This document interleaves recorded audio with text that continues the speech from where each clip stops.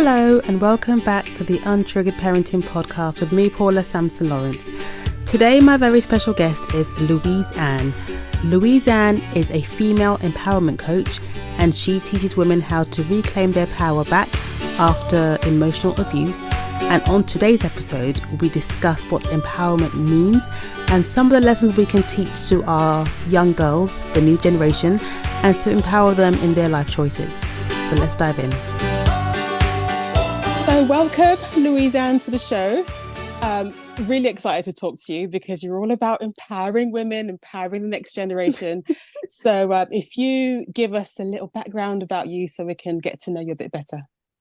Sure. I am Louise Anne. I am a female empowerment coach and I specialise in working with women who have experienced domestic abuse and toxic relationships.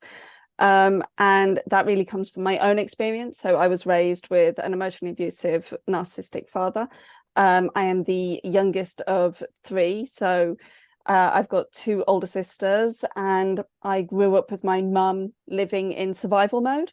Yeah. So, you know, when he finally discarded us and he left our lives, it was me, my mum, my two sisters, and things spiraled. We all went through our own experiences, and then I ended up getting into a relationship with another emotionally abusive man. I married him, had two children, found out he was cheating, divorced him. So I then had two daughters. So it was me and my two girls. I met another man who is incredible, very supportive, and had two more daughters. So my entire life has kind of been this onslaught of women.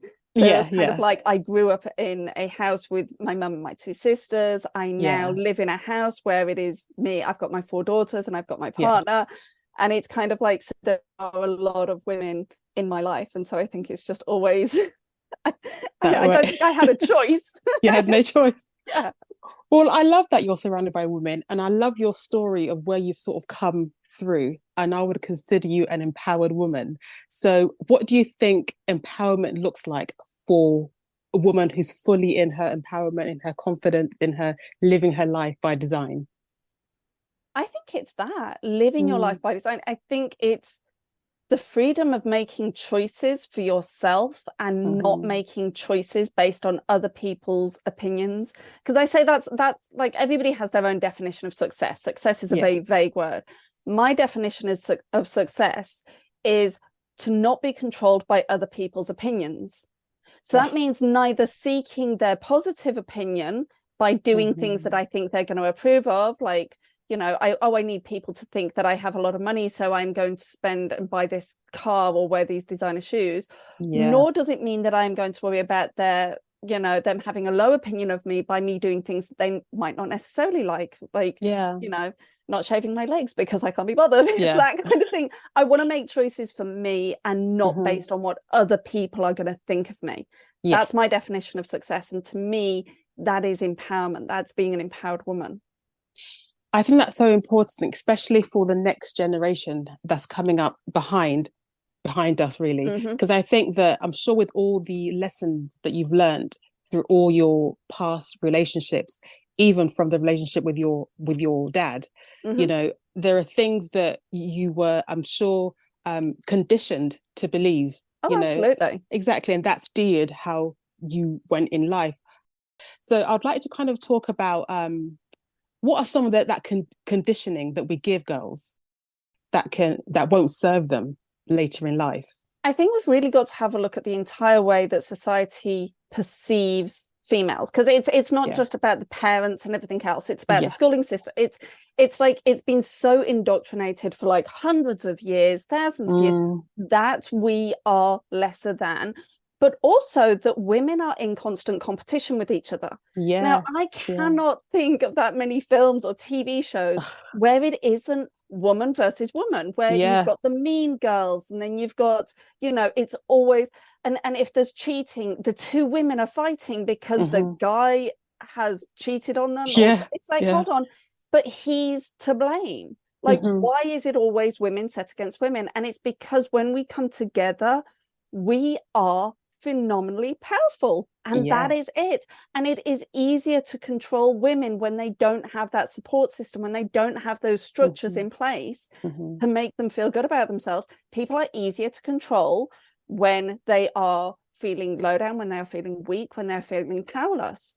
And that's what's happened. And now we have this whole issue where it's so ingrained into society that we're not even aware of it. It's this thing that we are blind to because we are so normalized to it. So it's things like when women are competing with each other, or it's pointing out that actually you don't have to compete with everybody else all of the time. You know, if why are two women fighting over a guy? Why can't the guy just make a choice? Like, you're not competing to try and get attention from somebody else. If you are building a business, other women aren't your competitors. You know, there are enough people out there, and there are enough, you know, I work and I help other women that do the same thing that I do. And we help empower each other and build each other up and give advice on marketing and everything else. Why? Because there are enough people out in the world that can buy from all of us. That's We're right. not competing. I don't have to compete with others to look better or perceive myself as better. But that all comes down to the fact that we are conditioned to compare. Yes. We can never be good enough as we are. We always have to compare. What are they doing? What are they like? Well, they're so well behaved. And it's that thing. It's kind of like, it teaches us to compare. And then we live in this whole, well, jealousy or arrogance. And neither of them are very nice traits for anybody to have. But if you have more than somebody else, then suddenly you start feeling cocky and arrogant. And then if you have less than them, then you start feeling insecure and jealous. But women are always set to compare. Have a look at the magazines, have a look at the social media. We are always told to compare ourselves to other people to find out where we are on a scale in comparison to them. Well, why are we doing that? That's so true. And it's such an impossible standard that is set in society for our girls, for women in general. And it's like the goalposts are always moving. You can never seem to get where you're going unless you say screw it and just do what you want. It's all of that thing. It's kind of like just having a look at the way that women are perceived in kind of fashion and everything else. Because fashion is marketed to women, but it is a massive thing where it's kind of like they tell you how big you should be. Now people are like, oh, well, it's fashionable. Well, hold on. Like, the fuller figure was fashionable and attractive and everything not so long ago, and now we're going back down to size 0. Like, this is insane. There's no way that women's bodies can do that. But it's interesting if you pick things apart and find out why. It's like, when there are recessions and when there is money shortages, the fashion industry, to save money on the gowns that they give them at the galas and everything else for the celebrities, they will reduce the sizing of the clothes that they will give them. So the dresses will reduce in size because there is a recession, and these fashion boutiques are saving money by making smaller gowns. Suddenly it becomes trendy, it becomes fashionable but it's all dictated on how they're saving money. And so instead you have girls out there saying, oh, well, I need to be that skinny, I need to be that size, or I need to have a Brazilian butt lift, or I need to have fuller lips, or I need to have... It's insane. And it doesn't last long enough for the girls that are following the trends to be actually able to heal from one before they're told to do the next. That's true. You know, and how do we even start to combat that? Because obviously we can instill in our girls the confidence to be secure within yourself. But it's hard to shut out those images on social media, on print magazines, you know, and even the whole thing of a lot of images are even artificially generated. So we don't even know whether now it's all AI. So now you're comparing yourself against something that was made on a computer, which is just, can you imagine how much that must mess with your mind? And, you know, and it's hard because no matter how many times you're told you are good enough, it has to be your own mindset, doesn't it? You know, that says, I accept that I am good enough. The biggest thing that we can actually do for our daughters is to accept that for ourselves. Yes. Because if we're telling them you need to feel good about yourself, but we don't feel good about ourselves, we're just being hypocrites, and they're not stupid. Like, we have smart girls. They they see. Yeah. So it's actually when we start to recognize and say, okay, instead of trying to push you to have these beliefs, and instead of trying to get you to view the world this way, I'm going to shift myself. I'm going to change my beliefs about myself. And that in turn will give you permission to do the same. And it's taking responsibility and saying, well, actually, I don't need to change your mindset. I can change my mindset and then open up the conversations for you to change yours. If you choose to join me, that's fine. But what we have got to realize is that we are raising individuals. Our daughters may be our daughters. I mean, we may want them to become these empowered individuals that we perceive them to be, but they still have freedom of choice, and they still get to make the choices, and they are still going to be grown women living their own lives, which means that the responsibility of empowering your daughters is mostly inspiring them and giving them permission, and then being aware that the choices they make are still their own. That's rather very than true. Still trying to control them in some other way by saying, well, no, because you should be an empowered woman. It's like, well, you know, by you trying to push them into empowerment, you're actually disempowering. It's coercion, really, isn't it? It is. And it may be from a good place, and it may you may mean well in everything else. And it's a really difficult situation to be in when you see your children and making really dumb choices.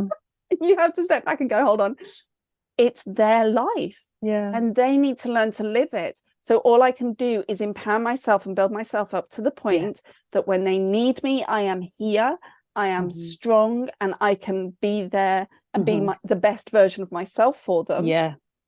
And then, you know, hopefully that will inspire them to follow my journey. But if they don't, that's okay too. I think is remembering that everything starts with us. You know, as a parent, you are the first anything. You're the first role model. You're the first coach. You're the first person that they follow. So anything you desire to see in your daughter and your child, you must first be able to give yourself, or live through yourself, to be able to embody that and to model it to them. Because even as a parent coach, I have to tell the parents that I work with that it all starts with you. You kind of set the tone, and that can sometimes feel like a heavy burden to carry, heavy weight, because you feel so responsible. But like you said, there's only so much you can do. You can only control yourself and live out loud yourself, and then, you know, hopefully that's imparted onto your daughter. And it's taking that responsibility where you let them know, I am human, I am flawed, I make mistakes, I own my mistakes, and I will try and do the work to repair any mistakes that I make. And it gives them permission to also be human and be flawed. I think there was a lot of people, you know, there was an entire generation that grew up where their parents were beyond reproach. Like, you could not say a bad word about your parents. You could not. They would do something wrong, and if you pointed out that they did something wrong, you were in the wrong. Like, they were beyond fault. And that means that the next generation grew up and were like, okay, well, when I'm an adult, I'm not allowed to make mistakes. I'm not allowed to be flawed. Why? Because adults aren't flawed. Adults don't make mistakes. They don't screw up. And so I have to be that kind of person. And then when they did start making mistakes, it was very hard for them to actually come to terms with, well, who am I? If I'm not raising my kids and I'm constantly making mistakes, I'm a screw up, I'm a bad parent. And then they start to kind of like pick away at themselves and become their own worst enemy. And it's because they weren't permitted, or they weren't given that visual representation, that permission from the adults in their lives to be flawed. We've got to own our mistakes to our daughters and turn around and say, yes, do you know what? I'm sorry, I did screw up then, and I shouldn't have lashed out at you like that, and it wasn't your fault. And I know that, you know, you're doing your best, and I'm sorry I said that thing. And you know, give them that permission so that when they are adults, they will have relationships with others and they will expect that. Yes. They're not going to go into a relationship with somebody that won't take responsibility, because they are so used to people That's right. taking responsibility. Yeah. Then they will also be able to do that for themselves and say, do you know what? I made a mistake, but I'm not a mistake.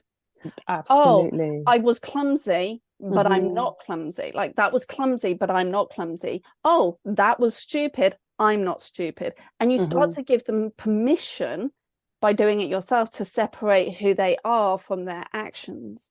Yes. Because they see, oh, okay, well, look, you made mistakes, but I love you. So simply because I've made mistakes, you can still love me. Yeah. I think that's so powerful. And I think that when you set in the home a tone of, everybody is fallible, as long as, like you said, you own up to your mistakes. And it's so important to apologize to your child and own up to what you've done, because number one, it normalizes the fact that this bad behavior that we all do at some point, this bad behavior won't be normalized, because when you don't say anything about it, when it's brushed over because you can't ever tell your parent that they did something bad to you, it feels normalized. So then, fast forward to the future, I'm sure you'll understand this, when you get into bad relationships, but because you're used to being, called names and yelled at, or that kind of thing, in your mind, well, my parents did that to me, so it's not really a big deal. They did that, and so they love me. So, but once you've said to your child that I'm sorry, I did that, that was not acceptable, they understand that it's not acceptable. So they're not going to tolerate it, hopefully, Yes. tolerate it in relationships, friendships, or, romantic relationships. Absolutely. Because I said, because I did a TEDx talk, and I said, it's like, we're not born knowing what the word love means. We are given a definition for it by the adults around us. So we don't know what love means. It's just a word. What we will do is we will associate that word with the treatment and the behavior that we receive. So I received a very, very distorted idea of what love is, because I felt anxious, I felt scared. My father was controlling, he was manipulative, and everybody turned around and was, oh, but he loves your mom, oh, your dad loves you. And it was like, so that was what love was. That's what love felt like. So when I was an adult and I started dating somebody, and I had anxiety, and he was controlling, and he was manipulative, and I had all of those feelings again, I was like, oh, I know this is love. He feels familiar. It wasn't. And I had to give that feeling and that treatment a new name. And it was like, okay, that's not love, that's abuse. My father didn't love me, he abused me. My ex-husband didn't love me, he abused me, because the two are very separate. So what we need to do is we need to make sure that if we are teaching our children that this is, oh, if you yell at them and you scream at them and you make them cry, oh, I'm only doing this because I love you. What are you teaching them love feels like? What are you teaching them love is? Because they don't know. You're telling them this is love. And if they are scared at that point, and if they are, terrified, if they are really in a bad place mentally, and you're saying this is love, that's a really, really messed up way for your children to then perceive love going forward. They will seek that in relationships. They will do that to themselves and call it self-love. Because they don't know what else to do. And everybody, society says, oh, you should practice self-love. If you don't know what love is, and what is it? and an abusive or toxic behavior feels like love, then that's what you're going to do. Absolutely. And that's what happened for so many of us. And now we're trying to teach our children, and it's like, hold on, because the people that you work with and the people that will listen to this podcast are not the people that will carry on. They are the people that want to learn and want to know more. And it's like, well, if you have experienced this in the past, then you get to create a new definition of love. So what does it mean to you? How does it feel? What do you want your children? If you turn around and say to your children, I love you, what sensation do you want them to have? What feeling? How do you want them to feel secure and safe and heard and seen? Then make sure that whenever you're using that language to them, do it when they are in that place, when they feel that way, so that you're anchoring the word love with that sensation.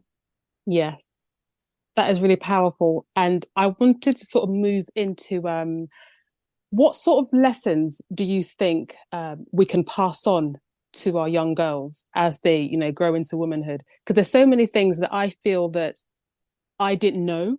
And I know some people might have known it, but there's some things that you think, am I the only one that didn't get the memo? Yeah. Sort of thing, So if we could just talk about some of those lessons that I'm sure you've learned through your life, and I've learned through working with young girls, because one of the biggest ones for me is working with young girls and in friendships, how there can be toxic friendships. We're not even talking about romantic relationships. We're talking about when they're young, and there's like toxic friendships, but there is this thing of you just stay in it. You just stay friends with a mean girl because that's just the dynamic, and not having this sense of you're allowed to say, no, I don't want to be friends with you because you're not very nice to me. And not even recognizing that they're not nice to them, because they're nice to them sometimes.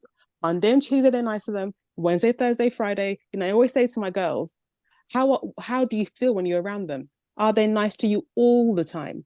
Or is it just some, things like that? And I never really, nobody ever said that to me explicitly, if that makes sense. And other people might have just known that, but not everybody knows everything when you're young, do you? So yeah, and I think there are a lot of people that don't know that, because it is perceived that you have your girl, your pack, and then when you have your little pack, and you have cliques. Like, girls have cliques a lot more than boys do. It's kind of like, because we are kind of more pack animals, we will seek to fit in. And I think it's the things that I wish I knew. Got two main ones. Boundaries. So boundaries are not a wall, they are a door. I love that. So boundaries aren't how you keep people out, it's how you give them permission to access you. So you set parameters and you say, okay, if you're going to get access to me, the parameters that I need you to meet are, I need you to respect my life choices. Like, so these are the rules that I want you to obey. And if you obey these rules, these parameters, then you can have access to me. And it's not really restrictive. It's not really cruel. It's just kind of like, okay, please don't, like, if how we've all done those embarrassing things, those things, and you're like, please don't mention that. Yeah. That's a boundary. Like, we can set a boundary, and the girls will say, that's a boundary, please don't, because it makes me feel really uncomfortable when you keep mentioning that situation, because you find it funny, but I don't. So we can set a boundary around that. And so that's it. And it's respected. And everybody in the household, we respect that boundary, and we don't do that anymore. And it's giving them permission to say, okay, well, just little bits, like, this is how you show respect for me. And what I teach my girls is that the people that care enough will walk through that door. Absolutely, definitely. The people that don't deserve to know the real, true, genuine you will stay on the other side of that door. But that isn't your responsibility. It isn't your job to force them to walk through this doorway. You just give them the option, and then they choose whether or not you are important enough to them for them to respect your boundaries, to walk through those doors, to honor your parameters. And that's it. Because we become adults that don't set boundaries in relationships with each other, with with our friends, with our bosses, even our children. Like, our children will take food off our plate, and they will walk in while we're sat on the toilet, and it's like, okay, can I, like, boundaries? But if we've never set that boundary, or we never enforce that boundary, then it's not their responsibility, because we need to actually tell them. We're giving them clear instructions on how we want to be loved. Yeah. There's that saying, isn't it, where it's like, you show people how, you teach people how to treat you. Yes. You have to tell them, this is what I will tolerate, and these are the things I won't. Exactly. And if you have friends that don't respect those boundaries, if you have daughters, so it's like, my daughters set these boundaries, and they have set boundaries with some of their friends, and they have lost friends because of it. And they have found other friends that actually honor and respect their boundaries, and are willing to obey those parameters, and kind of like not make jokes about their heights, and not make jokes about the way that they look, or kind of like everything else like that. It's like, okay, They set these parameters. Some friends chose to stay on the other side of the door. Other friends walked through. That means who cares enough to put the effort in. And those are the people you want. Yes, that's important to impress upon them, because at that age, they don't want to lose friends. It feels wrong. I don't want her to stop being my friend. And I have to teach my girls it's a blessing if they walk away, because now now you're not constantly trying to fight against somebody who's not going to respect your boundaries. Now they've walked away. Now for sure they were never my friend, and they were never going to do what it took to be a good friend. And it's understanding that simply because somebody else isn't willing to respect you, it doesn't mean that they are a bad person or anything else. It means that they've made a choice, and that's okay. Other people are allowed to make choices in their lives. It's looking at our daughters and saying, okay, there are 8 billion people on this planet. Not all of them are going to like you. Don't try and make them all like you, because you're never gonna manage it. Let them be one of those that aren't going to like you, and that's okay. It doesn't mean you have to be nasty. It doesn't mean you need to criticize them or put them down. They made a choice, and that's okay. Simply because they chose not to walk through that door, it doesn't mean that there is anything wrong with you or anything wrong with them. It is simply that you two are not compatible. Yes, exactly. That's okay. Yeah. One thing I think was also so important, I made a note here, is getting them to trust their intuition and their gut feeling. Because when I was a young girl, I constantly overrode my intuition, because there was a lot of things going on. I wanted to people please, I wanted to fit in, but I think also part of the problem was not having the language to follow through. So if I was with a group and they were doing something that I didn't want to do, I didn't know how to say, I don't want to do that. I just didn't have the word. So I just kind of went along because it seemed easier. And I think it's important to give our girls a language of, no is a complete sentence. No, thank you. I even say to my girls, I have to go. You say you've got to go home. Say your mum's called you. You can say whatever you want. But if you don't want to be somewhere, if you don't want to do something, don't feel like you have to. But it's giving them that language to, what can I say? Because in the moment, it can feel really daunting when everybody wants to do something and you are, one of the ones that don't want to. And it's that fear, again, of rejection, of not fitting in, and how can they feel confident enough to say, I don't feel right about this, I want to leave? I think we've got to have a look at the way, because that's like a symptom. It's not like the root cause. It's just one of the things that happen because they don't feel worthy. They don't feel that they are heard. So it's kind of like, oh, I'm not worthy of making this choice. And that comes from a lot of and it's one of those things that in society, I experienced it, and I know a lot of others, that when you say goodbye to a grandparent or something, go and say goodbye, go give them a kiss, go say your goodbyes. And so whether you wanted to go and give them a hug and kiss goodbye or not, that option was taken away from you. You don't have permission to make that choice. Then you go to school and it's like, okay, you have to go and play with these girls. Oh, they were mean to me. Go play together. I don't want to play with her. She was mean. No, go and play. She said, make friends, be nice. Exactly. You don't have a choice. Then they start going, it's this whole thing that they have their choices. You sit down at dinner and eat what's in front of you. I don't care if you're full, you will sit there and you will eat until your plate is empty. The choice is taken away from them. Constantly reiterated, you don't have the power of making choices within your life. You have to make other people happy. You are here to make other people feel better about the choices they make. Oh, make them feel better by saying goodbye and giving them a hug and kiss, and make them feel better by playing with them. Make me feel better by eating what's on your plate. Make them feel... Your choices stop being about you and they become about how others will perceive you.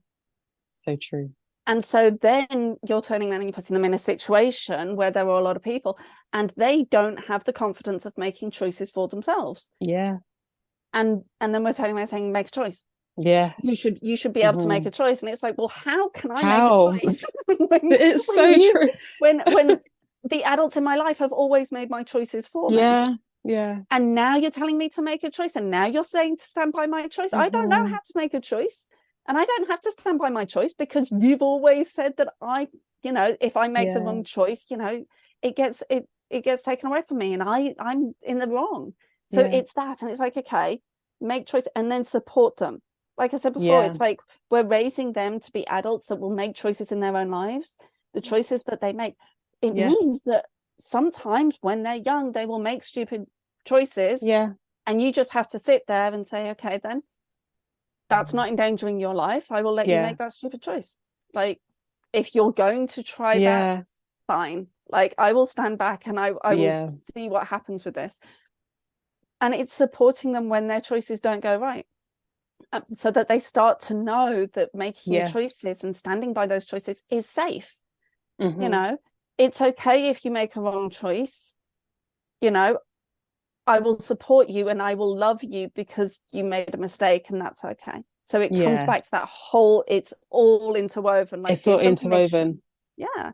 So if they feel safe enough to make the wrong choice, then, and still be loved and still, then they're going to be able to make those choices, and they're going to be able to say to their friends and go, no, I'm going to go home. Yeah, that's true. It. Because they're going to know, even that no matter what choice they make, as long as it's right for them, they'll be loved and supported in it. And they know that they have the freedom of making choices because they've witnessed choices be made. They've seen people make the wrong choices. They've made the wrong choices. And it's like, okay, look, it's that falling over and picking yourself up again. I quickly want to acknowledge parents, mums who are parenting differently to how they were parent, and how scary it can feel. So if you were a child that were not given a choice, that was told what to do, and then when you come and you give your child a choice, and you've always got that voice in the back of your head that's like, you're doing it wrong, they're going to make the wrong choice, if they make the wrong choice, it's your fault, and now you could have saved them but you didn't because you're doing all this. Give them a voice. Why are you giving them a voice? Tell them what to do. And that's what goes on in my head when I'm giving my kids a choice, because it feels so, you're butting up against generational upbringing, generational ideas. Absolutely. And it's kind of, it is one of those things like, oh, well, you never behaved this way when you were younger, and I never tolerated this behavior from you. It's kind of like, but they're not me. I'm raising them differently, which means you've got to question, why am I so set on raising my children differently if you did such a good job? Well, we're not going to talk about that. And it is one of those things that a lot of us were raised with fear. Yes. A lot of us were raised with fear, that we were scared of the repercussions. Even at schooling, it was kind of like, and I hear a lot of people say that, and it's like, oh, the kids they're not scared anymore. They're not scared of the consequences. And it's like, that's fine, but surely we can find other ways of actually communicating with the children, that they don't have to live in fear of a board rubber being thrown at their head. Haven't we moved past this now with everything that we know about mental health and everything else that we know? Can't we communicate with them better, that we don't have to kind of like scream at them and have them fear us in order for us to communicate with them? Aren't we trying to change that narrative? And do you know what? It is hard. And scary. I will scream like a banshee at my kids. Like, I am insane. Like, I fall apart. And then I will cry, and I will speak to them, and I will say, I'm really sorry, you didn't deserve that. I just don't know. I say to my children all the time, like, especially my older two, as they're going through puberty and as they're going through their own experiences, and I'm like, I don't know how to handle this. Like, I've never raised you as you've gone through this before. This is a first for both of us. And I give them permission to communicate with me, and I give them permission to correct me when I do make mistakes and stuff. And that's going to happen with all four of them, because even though I have 4 daughters, they are very, very different. And each of them are going to experience things differently to their sisters. It's not comparing them and saying, oh, well, when I was your age, I didn't have this, I didn't have that. Well, they're growing up in a different age, and they're growing up in a different world, and they're growing up to a different society. And that's good, because the one that we grew up into wasn't that great. Can we speak also, though, to some of the things that you went through as a young girl, and you can kind of see it replicating in your daughters? How do you navigate that whole not getting your feelings muddled up and seeing them as you at that age but also wanting to I'm sorry, was I meant to be guide them. doing that? Because Yeah. wow. Or sometimes it kind of triggers you. Yeah. You just set that bar really high. Because it's really hard, isn't it? Navigate this. I don't. You don't. Have brittle honesty. I don't. But I speak to my girls, and I think that's it. It's kind of like, as I'm healing, as I'm going through it, and they do trigger me. Oh my word, they trigger me. And it is hard, and it has been brutal, because there have been things that have happened and I've just wanted to scream from the rooftops, like, this, why are you doing this? Like, it's not going to work out for you. But I know that the choice is theirs. I step back and I look at who I am. And as tough as the lessons were, I am where I am because I went through them. Yes. I am the person that I am because of the experiences that I had. And had somebody come in and stop me having those experiences, I wouldn't be who I am. I wouldn't be doing what I'm doing. I wouldn't have the children that I have, the relationship that I have. I had to have those hard, negative experiences in my life in order to give me the opportunity to grow. So it's, so sometimes you have to step back and get triggered. Yes. have your moments.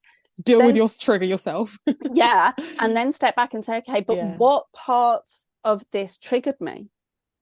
Why did it hurt? And a lot of it was because I look back and I'm like, okay, well, I wish I didn't have to go through that. Like, I'm trying to stop them experiencing it because I wish I hadn't have experienced it. So then I will journal and I will write down, and it'll be kind of like, okay, but what was the gold within the wound? What was the blessing from that experience? And then I'll write it out, and it's like, okay, even though that was really, really hard, I did actually develop a huge amount of tenacity. I developed coping skills. I developed a thick skin. All of these different things. And it's like, okay, but there is always a lesson or a blessing that you walked away with from that situation. Even if you can't see it at that point, it's like, okay, but where am I? Like, where did it lead me to? That was a point of having it. It's like, okay, so they're also going to have things happen in their lives. They are also going to go through things, and they will be better for it. So the fact that my older two have an emotionally abusive father, I really struggled with for a long time. And it was like, okay, I had to step back and say, but I married an emotionally abusive man because of the unhealed trauma from my emotionally abusive father. If they learn to deal with narcissistic and toxic behavior as children, they will not tolerate that behavior, and they will not tolerate that in their relationships when they are adults. My 13-year-old, she was 12 at the time, it was shortly before her 13th birthday, she cut contact with her father. So she doesn't have a relationship with him anymore. She chose that she was tired of being the scapegoat. She was tired of the bullying, the criticism, the remarks, everything else. And she chose to cut contact. If I had cut contact for her, if I had said, no, you're not seeing him, he doesn't deserve you and everything else, she never would have developed that strength. She never would have learned how to do that. And now she applies those lessons and those understandings in other areas of her life, and they will carry her for the rest of her life. I gave her the opportunity to grow and to learn. And my other daughter still sees him, but she's on her own journey and she's having her own path. It triggers me. Of course it triggers me. It hurts. But she has to learn those lessons herself. She's never going to be everything she's capable of being if I constantly take away her opportunities to grow. As much as we want to protect them, I even said to my she's 11 now, my daughter, yesterday, I said to her, the more you overcome these tough things, eventually you literally will be unstoppable, because nothing will phase you, or not much will phase you, because you're like, you know what, I did that then and I got through it, and there's nothing else builds up that resilience. There's just no other way. I can't tell you what to do. I can't pick you up and move you to what you should be doing. The fact that you figure it out, or don't even figure it out, just get through it. Yeah. You know, you've built up that resilience. Just very quickly, how do you manage your triggers? What do you do to you know, soothe, I suppose, yourself? I will have a look and it'll be like, okay, well, what part of me was triggered by that? Like what? Because it's easy enough to tell and say I was triggered. Yeah. But it's like, no, there will be something. And I always say that it's kind of like life is like vinegar and it only stings when you have a wound. So it's like you can put your hand in vinegar and it doesn't bother you. But if you have a wound, if you have an unhealed wound, it will sting. And that's when it's like, okay, realizing and saying, okay, oh, well, that triggered me. And I was really annoyed because I wished somebody had stood in and protected me. And I felt alone. And I want you to know that you're not alone and that you don't have to go through this. It's like, okay, but how else can I deal with that? And how can I support myself now and kind of do that inner child healing of kind of like, okay, I'll write a letter to the past version of me.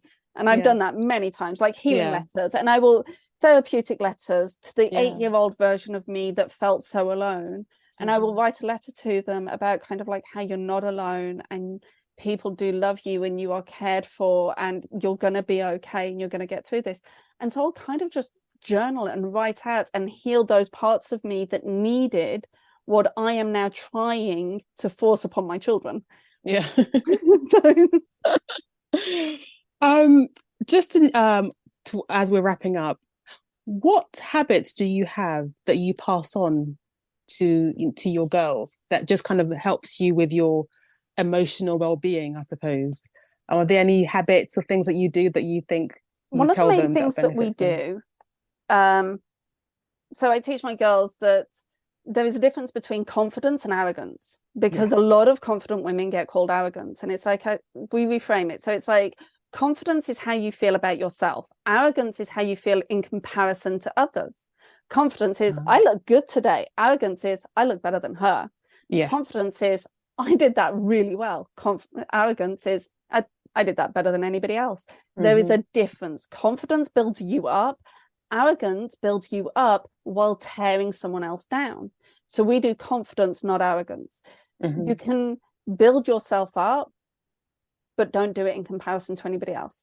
Don't look at others and say, okay, well, where am I on the scale? So it's building confidence. So instead of saying, oh, I was the best in class today, I was like, I did really well in class. And we will reframe it. It's like, no. You don't tear anybody else down to build yourself up. And we do that, all of us. It's kind of like, so when they come and there are things that have happened, there is no comparison. So they don't compare to each other. It's not like, oh, I look better than you. I look damn good. Okay. You don't need to. And so we do that. We change wording so that we can build confidence, not build arrogance. We're not trying to tear anybody else down while we're doing it. Yeah, that's a really good one.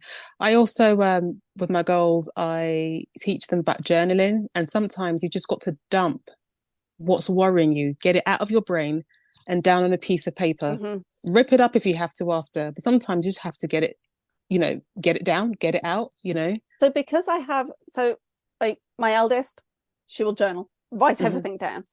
My second born, not so much into the writing. But what we do is we do voice notes. So just as much as writing letters and stuff, she will record voice notes and she will rant, because it's just the physical thing of writing. It's not her preference. It's not for her. Okay. Yeah, that's okay. Yeah. So we found another way of it, and so she'll do voice notes. And I've done this before, like if I'm really annoyed with somebody, and I'll take my phone and I will, instead of phoning them, I'll do a voice note and I will offload everything that I need to say to them. And then I go and I delete. They don't need to know what was going on in my head at that point. That's true. I just no longer needed those words to be living within me. And then it's kind of like, as usual, after you've let it all go, you're like, okay, I was being really, really ridiculous. But so she will do voice notes and we'll hear her screaming in her room, and then 10 minutes later she comes down and she's like, are you okay? And she's like, yeah, somebody annoyed me at school today. That's fine. So she'll just voice note it and she'll delete it, and it's like, she'll delete it because then it's no longer because it's also, it can be a lot quicker. Yes, that's true. That is so true. That's so But true. it's giving them a safe space to actually, so journals, I'll leave my journals everywhere in the house and nobody reads them. Yeah. And so my daughters know that is a boundary we have in this house. They have taken their journals to places like school and stuff, and their journals have been read. So it's like they're not always safe, which is why I think, sometimes they do the voice notes instead, especially if it's about somebody in particular. Yeah, exactly. And then delete. I've always said triple check to make sure that you are on voice notes and not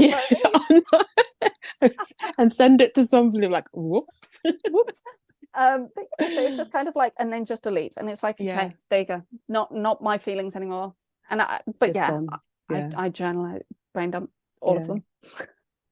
I also love to get my girl, I just let them know to keep their playfulness, and we get silly, and I find that it releases, because sometimes days can be so, things can be so, life can be serious, things to be done, places to get to, people to see, and sometimes just get silly. So we like, silly dances, chuck those little foam balls at each other in the sitting room and do silly voices and just like play.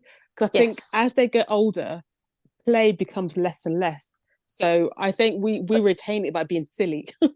Yeah, absolutely. But it is that whole thing. It's kind of like, that goes back to the way society kind of raised us, that it was like, okay, you're allowed to play, like girls are allowed to play to a certain age, and then they don't play anymore because they start taking on responsibility and everything else like that.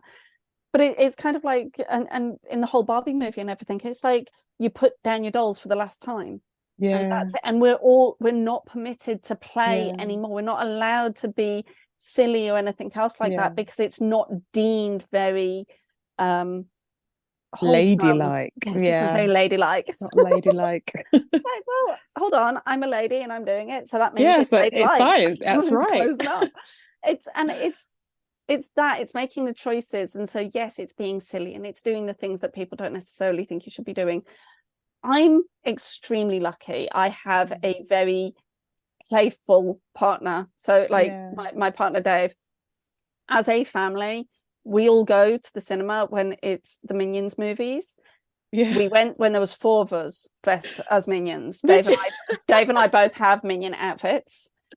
We have Minion onesies, but we also both do have dungarees with the Gru sign on, so we both got those. I love that. Quite difficult to get yellow tights at that point, but I've got some. You got some. So when there were 4 of us, we went dressed as Minions. The girls in their Minion outfits, Dave and I in ours, and then we went for a meal at a restaurant. And then when there was 5 of us and another film came out, we went again as Minions. And I think I was heavily pregnant at that time. Luckily, I had the onesie, so I could. You need to send me a picture. I love it. And then when there was 6 of us, so like the most recent one that came out, like the Minions movie or Despicable, but like we all went, 6 of us dressed as Minions, and yes, we will like full on outfits, top to toe, and then we'll go to a restaurant afterwards, and we all sit there dressed as Minions in a restaurant, just eating pasta. It's like, okay, this is life. This is us. This is how we roll. We have, so it's that thing that we still maintain, that we will still be silly. We'll still, when it came to Halloween, still got dressed up and went out. We maintain that because it's fun and it's silly, and there are times that I will just put on a onesie and walk like pick my daughter up from school and go to Tesco. We're going to Asda now. I love it, because it's that I'm not taking myself so seriously. But I've said to them for many, many years, it's like, you only feel embarrassed when you care about what other people are thinking of you. That's right. Like, embarrassment is taking on other people's opinions. And I don't do that. So it's like, I'll go out, I will dance. My 13-year-old tried to embarrass me in Aldi, and I was like, oh, come off it. Come on. You're messing with the master here. So I did end up, and it was actually the Minions one, but the Minions version of YMCA. I went around Aldi while she was pushing the trolley, and I sang it and I danced it the entire time, like full on. People were looking, people were smiling, and I was just kind of like doing the double gun and the wink and just being like, yes, this is. She was just like, I shouldn't have started this. Like, nope.